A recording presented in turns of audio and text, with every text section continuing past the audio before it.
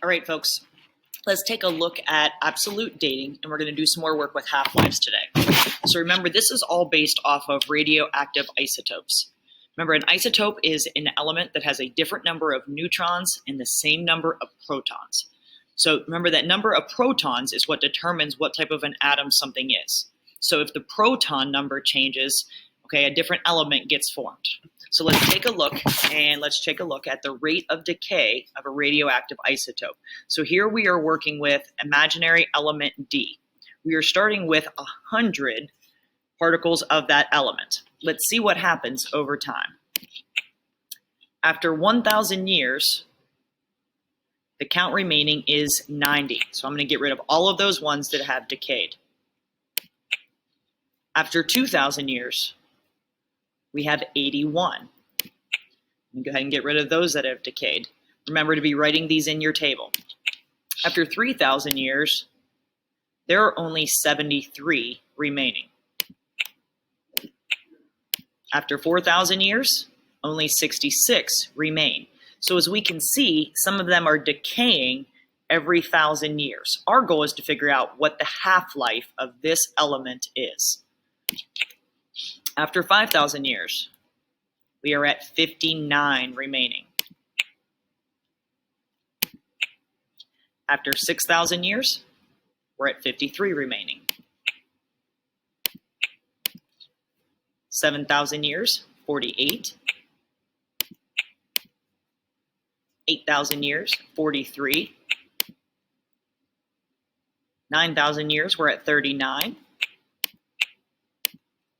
After 10,000 years, we're down to 35 of that original 100 element. After 11,000 years have passed, only 31 remains. After 12,000 years, we're down to 28. Make sure we keep recording these in our table so we can analyze the data looking for the half-life. After 13,000 years, we're down to 25. 14,000 years is 23.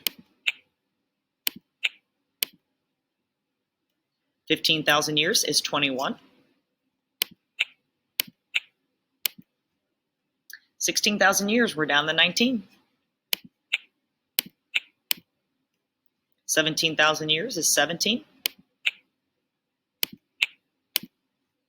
18,000 years is 15. 19,000 years is 14. And 20,000 years, we are down to 12. So now, given what has happened over the past 20,000 years, I want you to try to determine the half-life of this element D. I want you to remember that the half-life of a radioactive element is the amount of time that it takes for half of its atoms to decay into the other product. So it's like a daughter product. Okay? So then after 2 half-lives, we would have 1/4 of the original isotope remaining, and about 3/4 would have turned into the daughter product. So after how many more half-lives, a very small amount of the original parent isotope is what remains. So your goal now, look down through your data table. We started with 100% of that isotope, 100 parts of it. How long did it take for it to cut in half? How long did it take for it to cut in half again? Approximate its half-life. Then look into the other elements that you've been given to in this activity.